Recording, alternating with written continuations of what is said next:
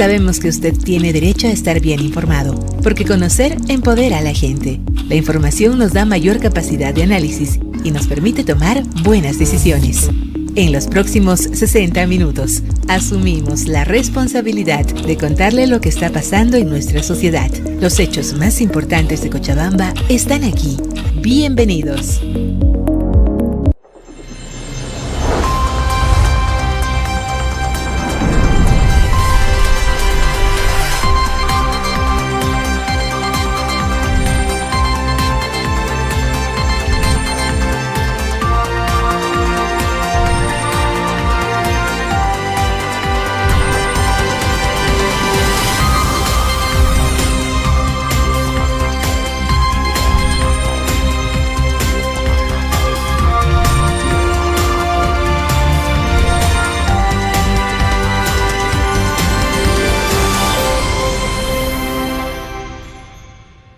Hola, ¿cómo están? Qué gusto saludarles nuevamente. Bienvenidos a este espacio Mirada Profunda, donde vamos a desplegar una serie de datos, elementos que nos permitirán aproximarnos a la realidad y realizar una lectura lo más correcta posible sobre lo que está ocurriendo particularmente en Cochabamba, en el país también, y hoy con un elemento que le voy a proponer por lo que ha ocurrido en Venezuela, claro, un elemento de carácter externo. Bienvenidos. Enseguida iniciamos, tenemos invitados para esta jornada y varios temas, diría mejor, preparados en la agenda.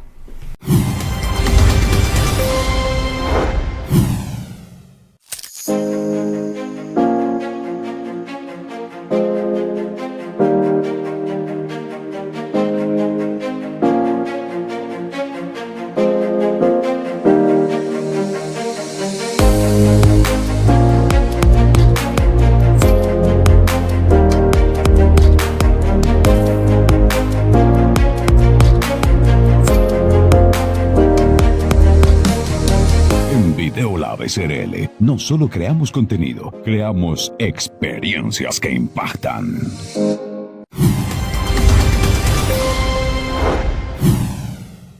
Les habíamos anunciado la entrevista que tenemos a continuación. Está con nosotros Tito Navia, él es el presidente de la Cámara Hotelera de Cochabamba.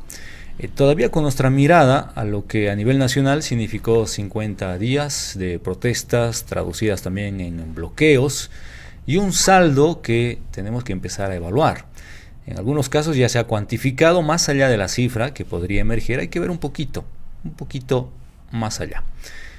Vamos a darle la más cordial bienvenida. Para nosotros es un gusto, una oportunidad. Gracias por estar en el set de Mirada Profunda, don Tito Navia. Bienvenido. Gracias, Cristian. Un placer estar acá y a través tuyo saludar a todos, ¿no? Y estamos acá para hacer esa mirada profunda a lo que ha suscitado estos hechos durante los 51 días, los conflictos sociales traducidos en bloqueos que tanto daño ha hecho a nuestro departamento y fundamentalmente a nuestra amada patria. Los 50, usted lo precisa muy bien, los 51 días serán un punto de referencia inicial. Sin embargo, sabemos que lo que se ha manifestado después de estos 51 días, es decir, preocupación, una descripción de situación en términos económicos muy complicada, ¿no?, que pone en un momento difícil a diferentes industrias, rubros, incluido la hotelería, no es sin embargo un tema nuevo. Si uno revisa el archivo, y yo lo he hecho, don Tito Navia, quiero comentarle, yo ya lo había visto a usted, por ejemplo, alertar y decir, bueno, necesitamos más apoyo, la industria denominada sin chimeneas es importante, pero tenemos esta amenaza de bloqueo o esta situación. Es decir, es difícil aparentemente que la industria de la hotelería, del turismo voy a decir, pueda desarrollarse en el país o no. Esa es la pregunta que le hago. ¿Qué tan difícil es hacer esta industria tan importante en Bolivia? Hablemos todavía en términos generales. Bueno, es una pregunta que difícilmente se puede responder. Sin embargo, yo preguntaría a todo el estamento político nacional, ¿Bolivia es un destino seguro?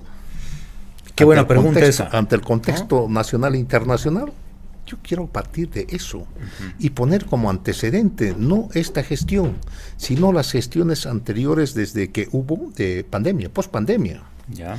No había una gestión de gobierno y una gestión por años que no haya esta medida de presión que se ha ejecutado.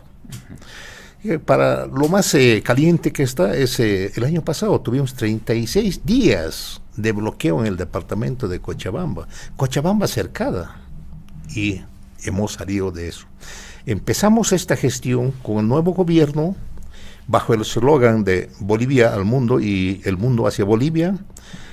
Vamos avanzando. Vamos posicionando paulatinamente como destino seguro a Bolivia. Sin embargo, estos hechos tan graves, yo diría, que han destruido la economía de la cadena, de la economía sin chimenea y del país en todo, es sumamente negativo ante el contexto internacional y para el mismo progreso de nuestro país. Entonces esto necesita hacer un análisis sumamente fuerte en todos los estamentos. ¿Para qué?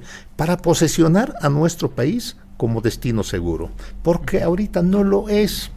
Si nosotros recordamos las declaraciones de magnatarios de Estado de 4 países del mundo, incluyendo Estados Unidos, que dijeron que el departamento de Cochabamba, y focalizando el trópico cochabambino, que es un destino turístico de alta demanda para los cochabambinos, ¿sí?, que es un destino no seguro, e invitó a sus conciudadanos a abandonar. Entonces, ¿eso qué quiere decir? Que el destino turístico en el contexto internacional no está bien posicionado, pues, querido. Es una descripción y un análisis bastante interesante, y yo me voy a animar a subrayar algunas cosas que usted me ha dicho y a ver cómo seguimos avanzando. Primero, hoy no es un destino seguro Bolivia, Cochabamba particularmente, ¿no? ¿Lo era en marzo? Entiendo que no, por lo que usted me acaba de describir. Si le pido que retrocedamos un poquito, un par de años, ¿era un destino seguro? Respóndame brevemente, por favor. Bueno, tampoco ha sido destino seguro desde... Ojo, aquí hay un punto sumamente importante. Sí. Desde que salió a la luz pública y los que estaban operando el crimen organizado en el trópico y en ciertos sectores del país, bueno, automáticamente el país no es un destino seguro. Por el mismo accionar, y que todos los días se conocía hechos, actividades de crimen organizado con secuestros, asesinatos, tráfico, narcotráfico, todo eso. Entonces, ¿hasta qué año tenemos que retroceder si la intención es encontrar un año, digamos, en términos positivos, donde digamos antes era así, un destino seguro? Bueno, nosotros ahí es donde tenemos que hacer una mirada profunda. Estamos en eso. Eso, esa mirada profunda es justamente a la cadena turística. ¿Ya? ¿Sí? ¿Hasta cuándo vamos a hacer un país como destino turístico inseguro? Ya así nos han catalogado. Es difícil encontrar un año donde usted me diga, este año estábamos bien y hay que tratar de volver a esa referencia. ¿Es difícil encontrar eso? Es difícil. Es difícil, ¿no? Sí, pero buscaremos estos hechos que han pasado y los hechos que pasaron anteriormente, nos tiene que dar luces. ¿Para qué? Para brindar al turista y posesionar a Bolivia como destino turístico. Y para eso tiene que haber algunas acciones que seguramente en esta mirada vamos a focalizarlo y vamos a tratar de identificar. Sí, eso nos permite decir, entre otras cosas, que la tarea está agendada hace muchísimo tiempo atrás, y que no se ha realizado por diferentes razones y motivaciones, seguramente, ¿no? Hoy Bolivia, y lo ha dicho el presidente de la Cámara Hotelera en Cochabamba con mucha elocuencia, no es un destino seguro. No lo era en marzo, no lo era en diciembre del año pasado. Si seguimos retrocediendo en los años, nos va a costar encontrar cuándo era ese momento en términos positivos. Entonces, no es que la crisis que hoy se esté viviendo es consecuencia exclusiva de los 51 días de bloqueo, pero seguramente, no hay duda, se ha profundizado esa crisis. ¿Cuáles son las salidas que ustedes han visto, han analizado? ¿Por dónde pasa encontrar la luz al final de este túnel que ya tiene varios años, don Tito? Bueno, los hechos nos han permitido hacer unas valoraciones, ¿no? Y esas valoraciones tienen que ser siempre buscando las soluciones posibles para que el turismo sea seguro en nuestro país. Uno de ellos, que siempre nosotros hemos sido propositivos, poner límites a los bloqueos, y para eso tenemos varios proyectos: la ley de antibloqueos, la ley de libre circulación, y me parece que hay otra ley que han presentado en la actualidad para poder limitar este tipo de conflictos sociales. Una de las salidas, porque es el único país a nivel que yo conozco, Sudamérica, casi mundial, que permiten bloquear caminos. Y sabiendo que los caminos, los medios de locomoción, tanto aéreos, terrestres y lacustres, son el motor fundamental para el desarrollo de un país. Caso contrario, estamos sin vías de comunicación, estamos completamente aislados del mundo, ¿no? Entonces, uno de esos estamos viendo es poner límites a estos conflictos sociales, especialmente a los bloqueos.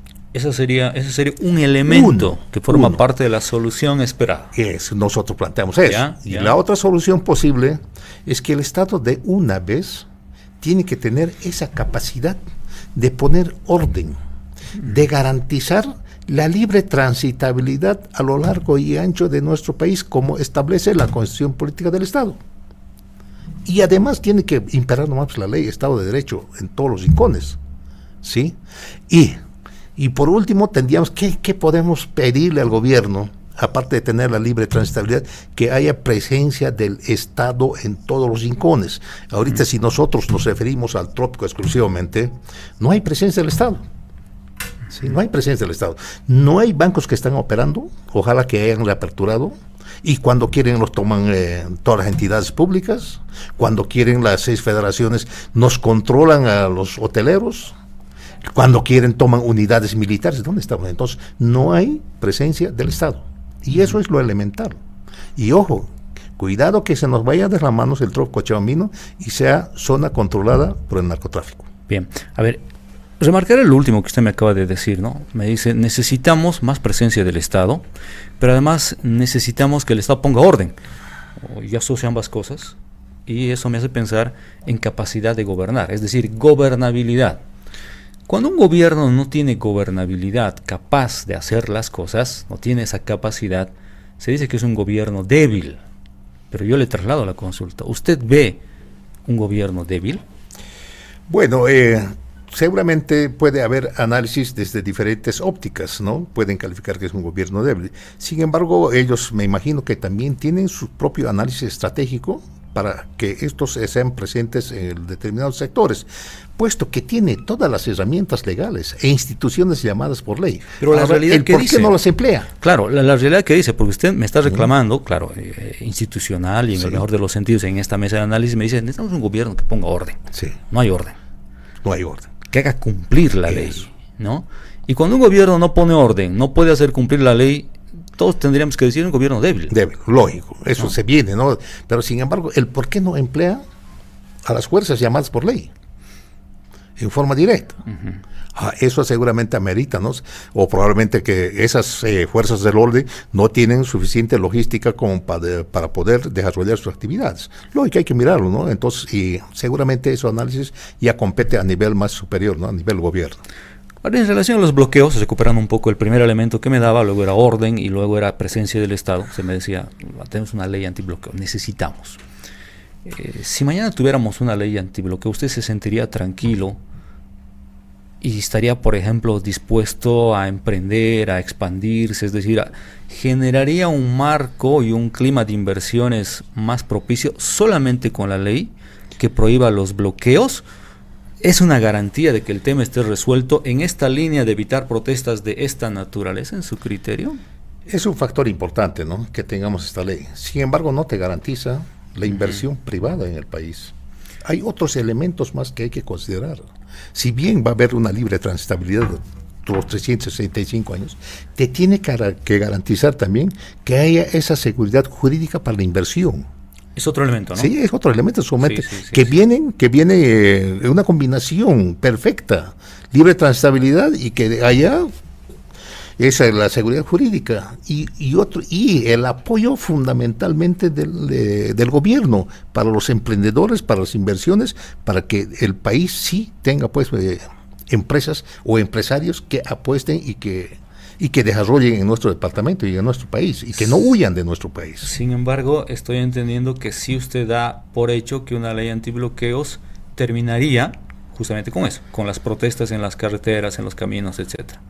Fundamentalmente nos permitiría el flujo de todos los turistas por todas las carreteras, ¿sí? No habría ese obstáculo. Pero mire lo que le planteo. Hoy hay un decreto, ¿no? Es decir, en términos normativos hay una disposición que establece el estado de excepción. Y hemos escuchado a más de un grupo, la mayoría viene desde el trópico de Cochabamba, no exclusivamente, hay otros grupos también del área rural, que dicen que no van a cumplir y que le dan algunos plazos y términos para que más bien sea el gobierno que cumpla, ¿no? Es decir, ¿dónde quiero llegar? Yo creo que más de uno podría poner en duda de que la realidad se modifica al 100% solo por decreto o solo por ley, pero usted me dice, yo estoy seguro que sí lo podría resolver, o me he equivocado en mi lectura al escucharlo. No, o sea, está bien la lectura, ¿sí? Lo que no está bien son las reacciones de los grupos radicales. ¿Qué pasa si termina estado de excepción? Se reactivan los conflictos sociales. ¿Y qué de nuestro país? ¿Sí? Entonces lo que nosotros queremos es que nos garantice. ¿Y cómo va a garantizar? Lógico que haya límites. ¿Sí? A eso nos vamos. Que nos permita trabajar. Y que el gobierno sea capaz de hacer cumplir las normativas y las disposiciones que este mismo emite. Lógico. Ahí me iba.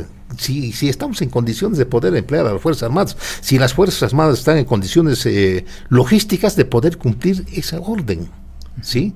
Si está, imagínense si este conflicto social fuera a nivel nacional, ¿será que las fuerzas del orden están en capacidad de poder neutralizar o apagar? Es una pregunta. ¿Y qué opina usted, don Tito, acerca del poder del diálogo y la construcción de consenso social?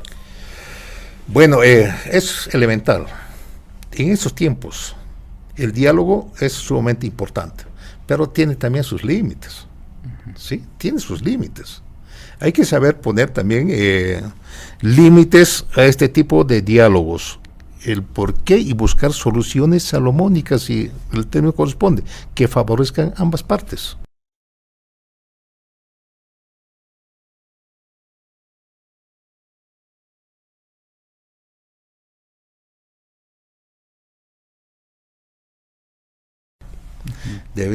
Podemos decir que el gobierno actuó en forma, no sé, analítico, inteligente, para tener el costo social, ¿sí? El costo social más que todo de vidas que repercutan en el contexto internacional, ¿sí? Sin embargo, nos ha costado la destrucción económica de diferentes sectores.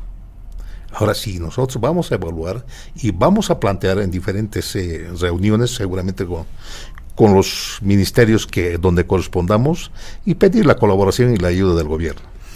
Y vamos a eso, a ver cómo se reconstruye algo de esta magnitud y de esta naturaleza, sabiendo que inclusive, y es cierto, yo le doy toda la razón, si a mí me preguntan cuándo la industria sin chimeneas, que es tan democrática, tan interesante, ¿no? Porque tiene que ver con economía sostenible, etcétera, estaba bien en este país, a mí me cuesta decirle, ¿no? ¿En qué momento realmente habríamos tenido una situación idónea?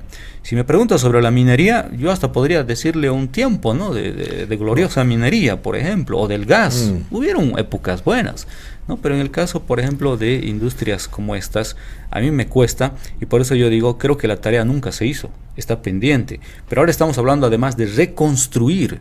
¿Cuánto tiempo demora esto si empezamos a hacer las cosas bien en su experiencia? Bueno, el posesionar como destino turístico a Bolivia no es de noche a la mañana. Sí, no, seguro, seguro. Hemos creado una incertidumbre en nuestros turistas internacionales, y revertir esa situación nos va a costar un tiempo sumamente, si no es largo, y esto dependerá pues del trabajo coordinado que hagamos, claro, entre las autoridades municipales, departamentales, gobierno y todo el estamento del gobierno que tiene sus legaciones internacionales. ¿Para qué? Es justamente para posesionar de vuelta, posesionar como un destino seguro nuestra querida patria. O sea, es una coordinación sumamente fuerte y un trabajo que tenemos que realizarlo, y ya lo estamos realizando, ¿sí? No podemos quedarnos ahí, y ya tenemos reuniones con la municipalidad, con la gobernación, todo eso, y es justamente para volver a posesionar a Cochabamba como destino turístico. Pero tenemos una piedra en el zapato, que es el trópico cochabambino. ¿Estamos hablando de meses, de años en su visión? Tendríamos que hablar de meses y de años, porque no es tan fácil posesionar. Y ojo que tenemos los atractivos mundiales, o sea, a nivel mundial, en primer lugar, como el Salar de Uyuni. Yo no tengo duda, don Tito, no tengo duda. Sí tenemos, ¿no? La misma cultura, lo intangible, la particularidad de nuestro país, ¿no? Sus características singulares, más allá de hablar del Salar de Uyuni, que tiene toda la razón, de Copacabana, del trópico, etcétera, ¿no? Pero este elemento discursivo viene décadas. Tenemos todo, pero hacemos poco como resultado. A ver, comparemos por ejemplo con el flujo turístico en Perú, en Chile, en Argentina, en Brasil. La distancia es abismal en los datos que yo tengo. Bueno, si hacemos números, en México tenemos una catedral, ¿sí? Visitan anualmente 40 millones de turistas a la catedral, nada más. Solo a la catedral, catedral, como atractivo. Como atractivo turístico en México. Wow. ¿Ya? En Bolivia, ¿cuánto tenemos? No, llegamos a 1 millón a nivel nacional. Y te comento esto, los datos estadísticos que se han generado este mes de conflicto que ha pasado. A Bolivia, ¿qué flujo turístico hubo? No, yo creo que mínimo, sino nulo, ¿no? Llegamos, hemos operado el 10%. ¿Tiene el dato? Sí, tengo el dato. Nosotros manejamos un sistema ya digitalizado y todos los días tenemos los reportes de todos los ¿Cuál ha sido el flujo en este tiempo? Y no pasa los 10,000. 10,000, imagínense eso. Y nuestra capacidad de atender 70,000 mes. Y alguien diría, ¿y por qué es tan importante la industria del turismo? Por algo se ha dicho, ¿no? La industria sin chimeneas. Pero yo voy a un elemento, ¿no? Lo hago totalmente intencional. Divisas. ¿Quién trae más dólares? Claro. ¿Quién viene con dólares a Bolivia? Son los turistas. Bueno. ¿Verdad? Y es sumamente un trabajo fuerte. Y te comentas un trabajo fuerte que hay que hacerlo todos. No, es que yo lo escucho y veo en el fondo, don Tito, mucha valentía y consecuencia de su parte. Bien. Lógico, y hay que ponerle hombro a este país que tanto nos necesita. Todos nosotros, no solo el sector hotelero. Más allá de la visión, alguno podría compartir, otros no, porque cuando se habla de estos temas siempre hay una visión algo polarizada, ¿no? Yo siempre he percibido eso. Está bien, es parte del ejercicio. Pero de verdad destaco mucho el nivel de convencimiento que yo percibo en su persona, ¿no? En un ambiente tan complicado, ¿no? Entonces yo le agradezco muchísimo su visita y ojalá podamos replicar este tipo de diálogos más adelante. Para eso hemos creado este espacio, don Tito Navia, muy amable. Gracias, Cristian, y estamos pues para hacer esa mirada profunda cuando convoque a hacer los análisis correspondientes. Sí, y así va a ser, y de verdad que estamos tan expectantes de que la economía en el país empiece a recomponerse y que de verdad tratemos de ser correctos y justos con lo que tenemos en el país. Muchas tareas anotadas en la agenda, casi todas pendientes en mi criterio. Vamos a una pequeña pausa, enseguida vamos a volver.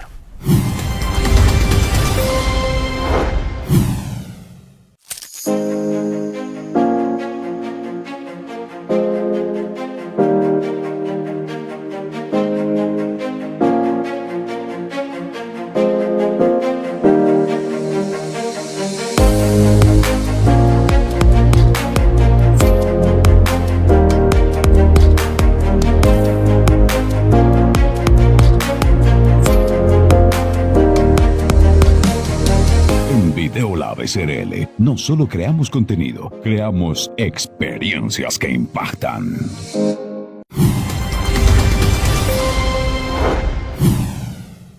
Hay una frase que se ha estado usando bastante, creo que en su origen, primero de la literatura, luego del cine, dice, ¿y qué pasa el día después de mañana?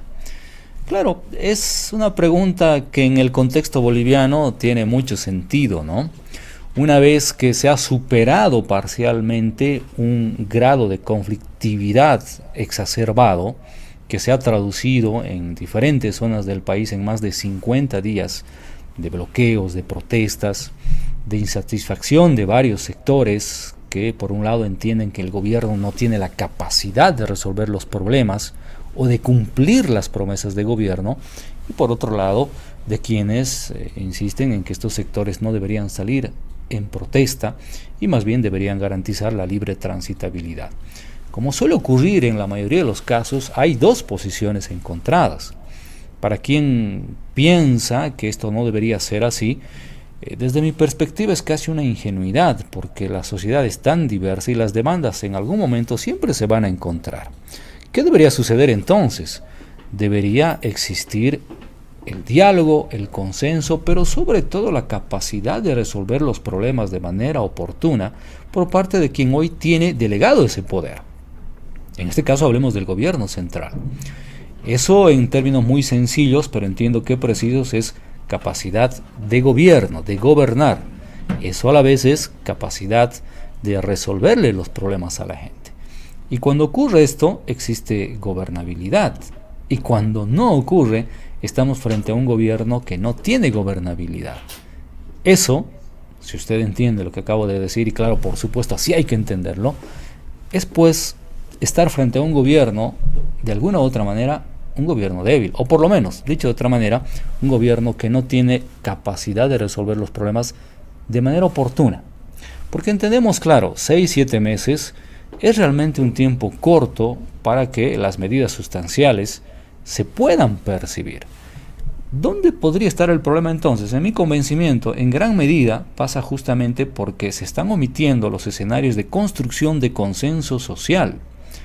Más aún, si hay un elemento que es nocivo, que tiene que ver con el proceso de campaña, donde a la gente se le plantea otro escenario. Si uno recuerda, el escenario que hoy estamos viviendo estaba ajeno del discurso electoral, se veía todo más fácil.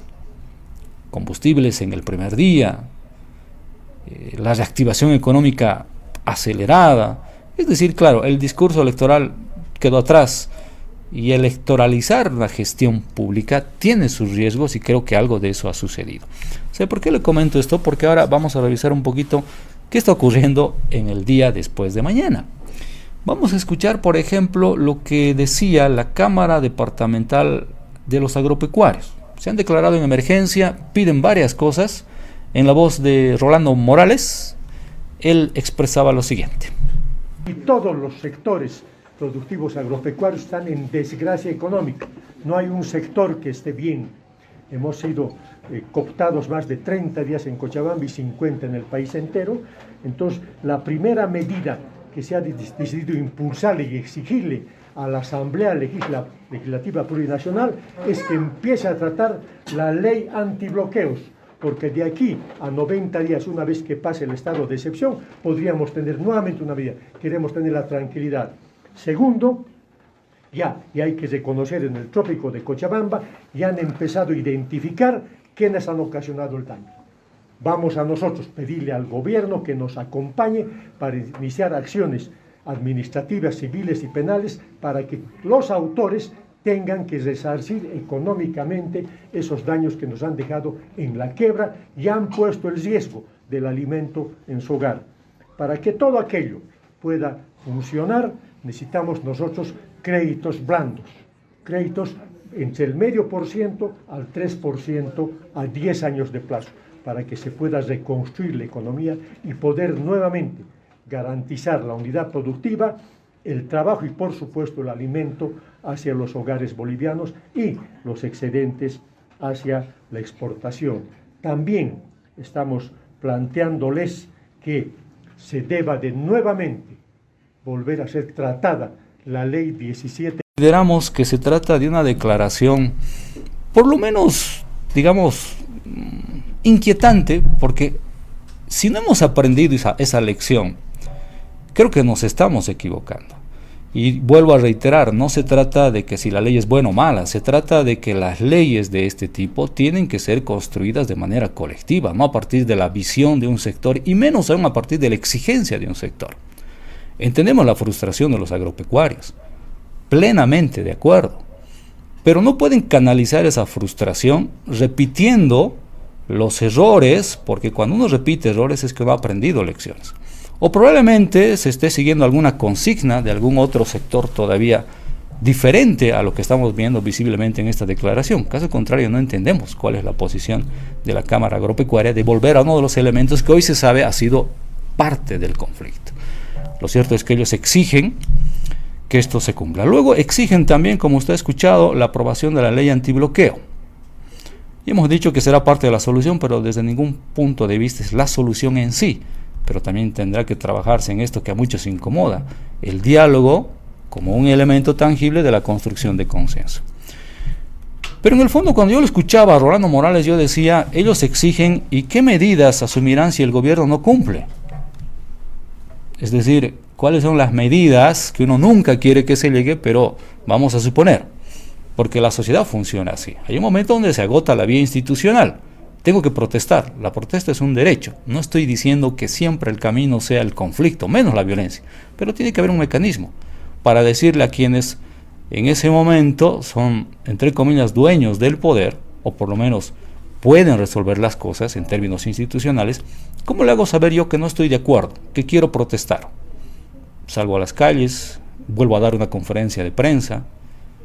Bueno, son varias interrogantes que nos hubiera gustado hacerle a don Rolando Morales, que no ha acudido a nuestro set de diálogo, pese a que él lo tenía ya comprometido. Seguramente tendremos una nueva oportunidad mucho más adelante.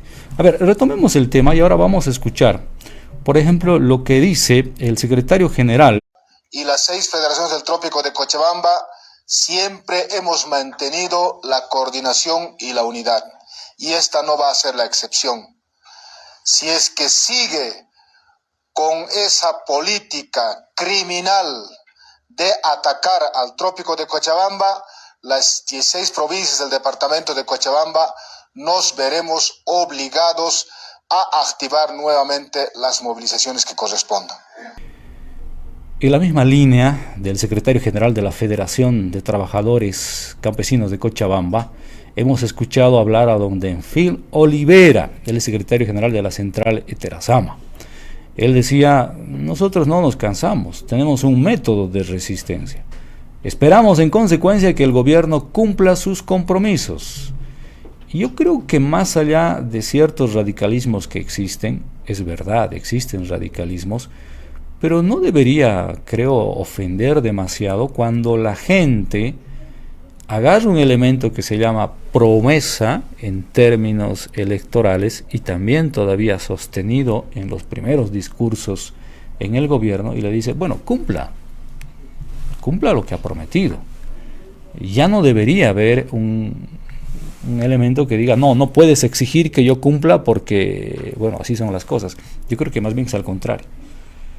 Hoy hay que diferentes sectores sociales y sobre todo, y en efecto, yo siempre he propuesto en este proyecto de ley, que ya son 6 a la fecha, 6 proyectos de ley sobre la ley antibloqueos, que se lleve a un referéndum, que el pueblo boliviano a través de su voto pueda decir si está de acuerdo con los bloqueos como forma de protesta o no lo está. Bueno, por ahora ahí dejamos el panorama de la conflictividad en torno a los más de 50 días de bloqueo y todavía las secuelas que quedan en torno a este tema. Dejamos parcialmente porque de alguna otra manera, claro, lo que ha sucedido tiene diferentes aristas, ¿no? Por ejemplo, el tema de los combustibles, los energéticos, los hidrocarburos. Lo que hoy vemos en la realidad son largas filas y los que se animan a hacer las filas tienen que estar horas y horas. Hay gente que ha optado por dejar el vehículo en la casa. Porque no sé quiénes tienen la posibilidad, hay gente que sí lo tiene, porque ni siquiera es un lujo, es una necesidad. Tengo que ir a conseguir gasolina, aunque eso implique dejar mi auto toda la noche ahí o quedarme finalmente o hacer una fila durante todo el día y deje de trabajar, ¿no? En el fondo, si comprendemos bien esto, lo que queremos es trabajar porque así nos sustentamos. Antes por los bloqueos no se podía. Hoy porque muchos de nosotros tenemos que hacer fila en los surtidores, ¿no? O sea, la situación todavía no está resuelta en lo absoluto. La realidad manda, más allá de los discursos y las intenciones. Hoy todavía estamos con un serio problema. Vamos a escuchar a Mario Ramos, secretario ejecutivo de la Federación de Transportistas Libres en Cochabamba. Sí, es lamentable nuevamente retomar las filas en los diferentes surtidores que hoy por hoy ya están pues de buen tamaño, ya que hemos sobrepasado ya los kilómetros nuevamente de pasar a estar bloqueados en las diferentes carreteras. Estamos ya en las diferentes puertas de los surtidores, puesto de que tenemos entendido de que no se está efectivizando la compra, la adquisición de combustible. Es más, tenemos información exacta de que el combustible que se está comprando es de peor calidad por el precio mínimo al cual se lo está adquiriendo, y estos están entrando a refinería, y las refinerías mismas están denunciando de que estos combustibles, el combustible que se está adquiriendo no cumple con los estándares, con los requisitos para poder hacer su distribución.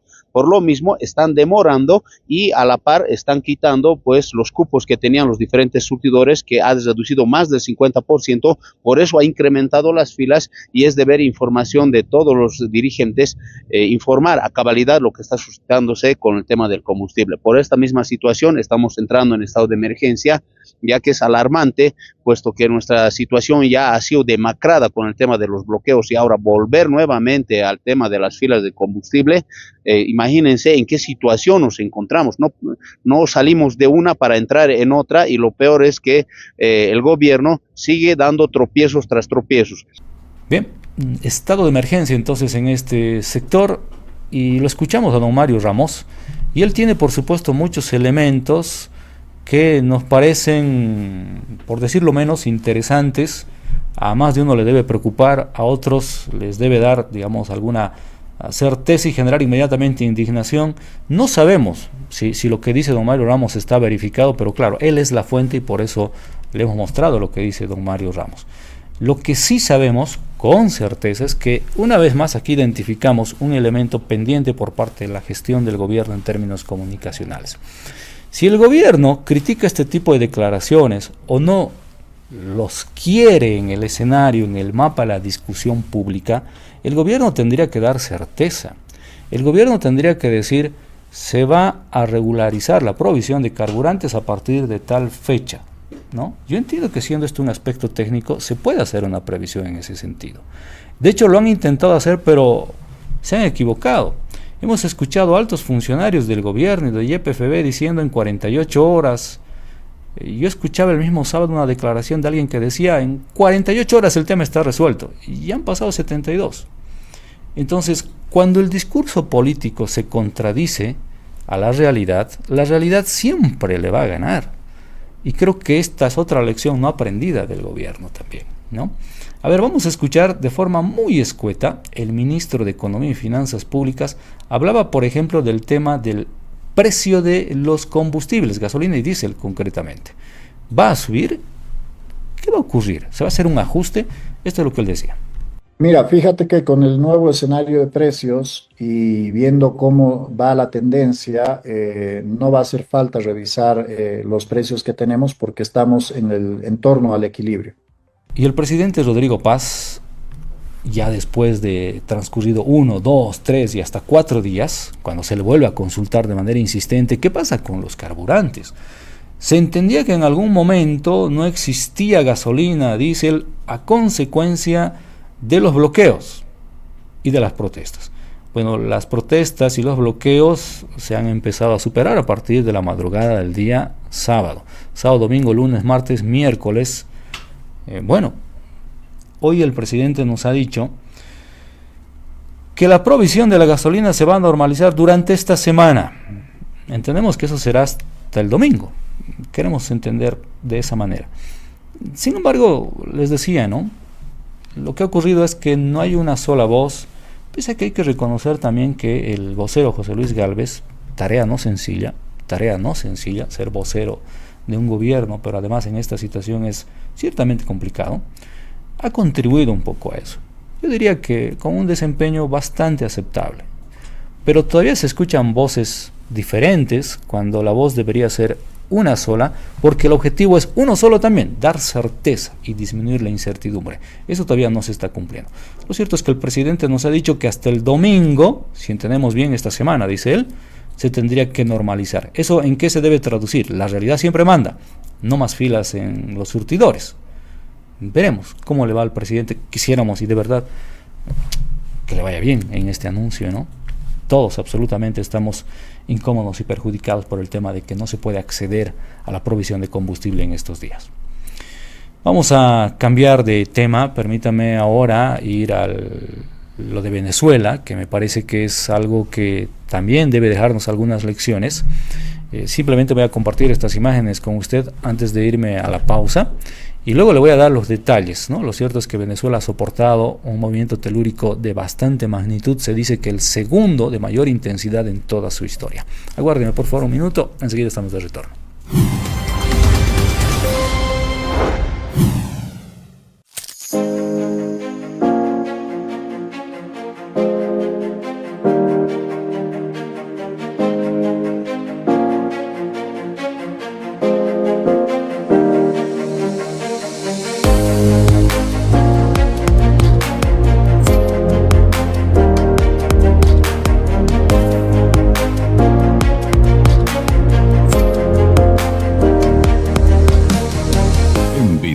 SRL. No solo creamos contenido, creamos experiencias que impactan.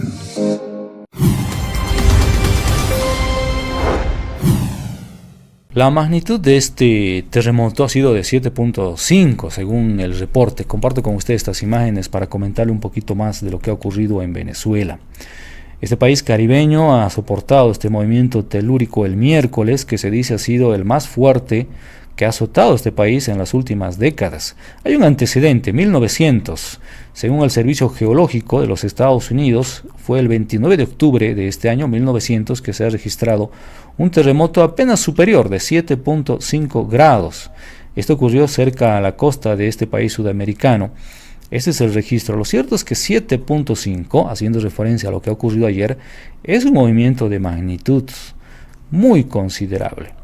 Hoy se están evaluando los datos, no son alentadores. Venezuela igual, ¿no? Si usamos este término, que lo estamos escuchando frecuentemente, estaba apenas reconstruyéndose en lo político, económico, y un evento de esta naturaleza de verdad golpea bastante. ¿Qué ha dicho la presidenta encargada de Venezuela, Delcy Rodríguez? Ha declarado este miércoles estado de emergencia, luego de lo que técnicamente serían dos terremotos de magnitud, primero 7.2 y luego 7.5. Ya hay algún reporte preliminar de víctimas fatales, daños en la infraestructura de este país, bastante considerables, y por supuesto también las viviendas, condominios, edificios han sufrido el golpe de un movimiento telúrico y un terremoto de magnitud considerable. Solidaridad con el pueblo de Venezuela, por supuesto que sí, plena solidaridad. Imagínense, las imágenes que estamos observando son realmente impactantes, ¿no? En algún caso. Y el aprendizaje permanente para nosotros, ¿no? Es casi como cíclico, seguramente, y estoy seguro, y tal vez nosotros mismos lo hagamos, otra vez va a volver el tema a la escena de la discusión, el análisis, el debate, y la misma gestión pública visibilizará este tema de estemos preparados para cuando, si se da una situación similar, porque nadie está ajeno a esto, ¿no? El tema verdaderamente es estar preparados, con la certeza de que en algún momento podría suceder. Mejor si no ocurre, pero hay que estar preparados. La pregunta sigue siendo la asistencia del veterinario y todas sus vacunas para que ahora sea cuidado en el tema de la alimentación por nuestra institución policial. Bueno, estimados amigos, gracias por habernos acompañado. Nos hemos quedado sin tiempo. Será hasta una próxima oportunidad. Permiso.